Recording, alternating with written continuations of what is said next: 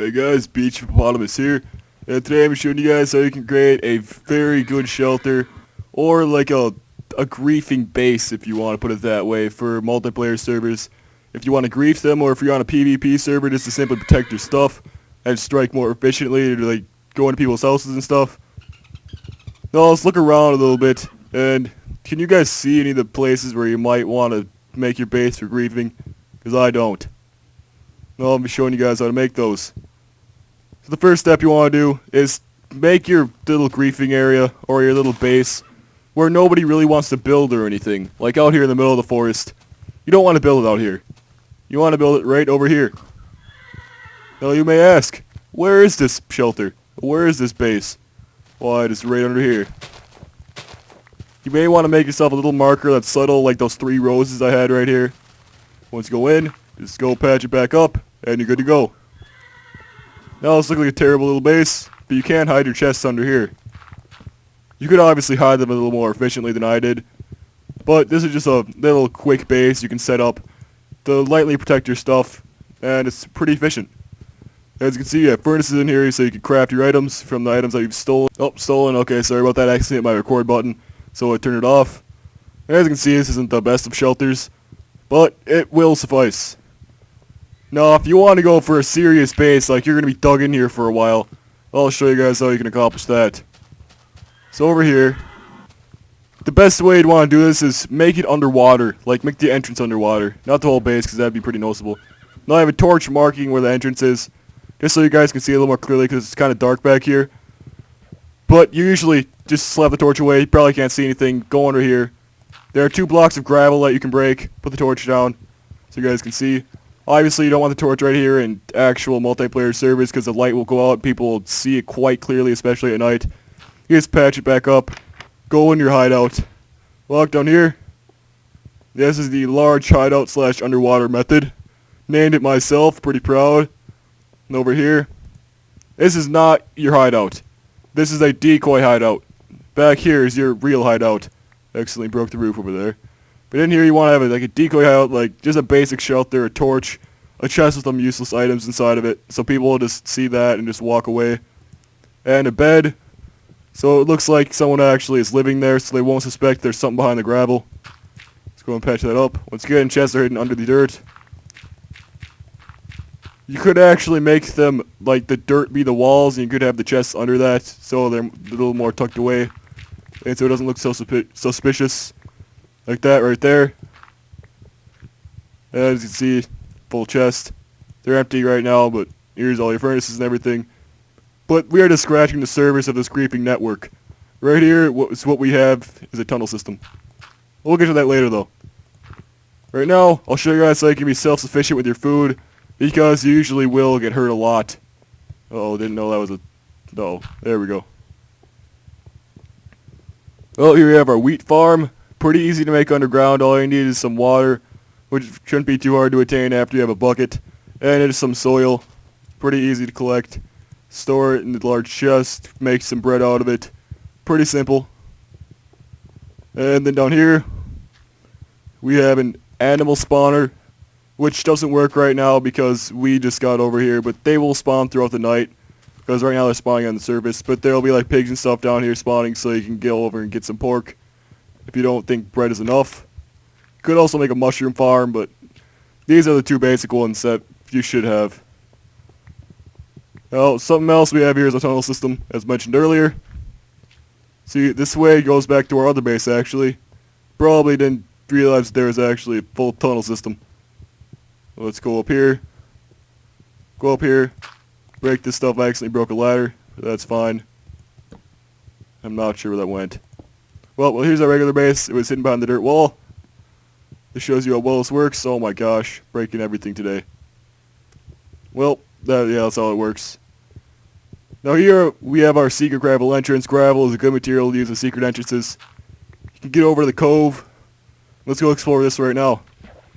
There are many branching tunnel systems. Oh, wait, no, this is not the entrance to the cove. Well, this is just the cove right here, but not the actual tunnel system. I'll take you guys into the tunnel system right now. Sorry, I made this like 3 days ago. Forgot to record it, so now we're doing that right now. Like you're going Viet Cong style through here. It's pretty stealthy. You feel pretty cool. Just remember to crouch if there's anybody, like, if you can see anybody's name, just crouch, because they might get curious and dig under here. Right here we have a little base camp area. For everyone in your griefing network, they can come over here. It's like a little pit stop. You can just go and store all your stuff and smelt some iron or something. And up here is just an extension to that. You can use underground cave formations. That's a good basis.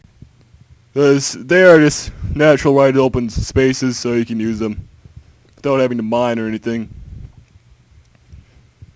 So up here we have a basic little area over here. We can break into the house. It's right on the other side of the wall. They wouldn't suspect a thing. Like right here we can just break this to get into the second floor. Patch it up. Steal some stuff. Well, you probably wouldn't want to patch it up if no one's in here. And you can just jump down here, steal the chest, run up back here. I think it was right here. Yes, it was. And then patch it up like nothing ever happened. Down here is just a first floor entry method. Remember, if there's someone in there, just remember to crouch. Otherwise they will see you and like, hey, what are they doing in my house? Especially when their house is built on the side of a cliff. Just go in here. Steal everything. Stealthily make your way back out. And we also have a third floor method. And a little area to get your chest. Or their chest right there. So you don't even have to break any blocks. You just sneak up there, grab the contents of the chest, wherever you want out of it, and then you just be on your way. Now here's a third floor and porch entryway. So right in here, so here's the chest. And you can just easily run back and cover your entry.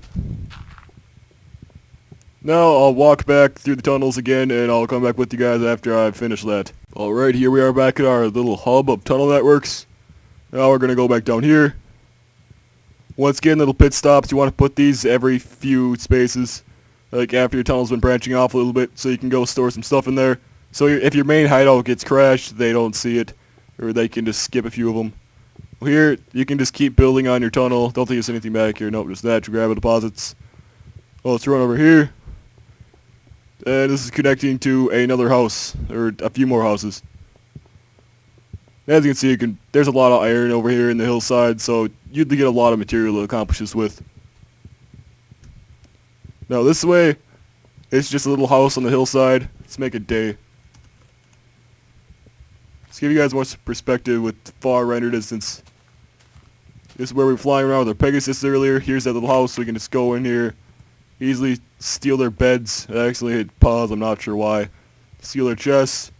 Just destroy their house if you want to. And then just run back in here and act like nothing ever happened.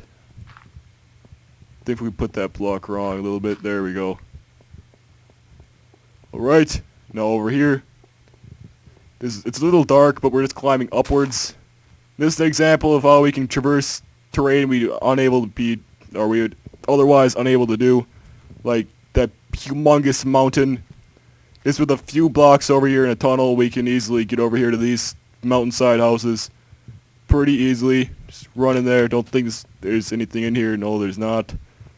Not upstairs either, but there usually would be stuff in here. It's people's home base. Maybe a mine branching off in there. You can go in there and explore. And there's a boar trying to eat me. But that's beside the point. It's basically everything you need to know about building your house. Remember to make it secluded as much as possible. Make a tunnel system, hide everything inside of your house, including chests and everything. Make little hubs inside of your tunnel system. Just basically act like a Viet Cong man. Just go transport yourself back to the 60s and 70s. And just pretend you're in Vietnam, making tunnels. And remember, be conspicuous about it. Don't go running into people's houses and destroy everything right in front of them. Unless it's a PvP server, you're allowed to do that. Well, this has been Beach Hippopotamus. Remember to like, subscribe, comment, rate, and favorite. Tell me what I should do next. I'm currently working on a toaster that I'm pretty sure will be done pretty soon. May even be uploaded before this, depending if I get it done. But I'll see you guys later.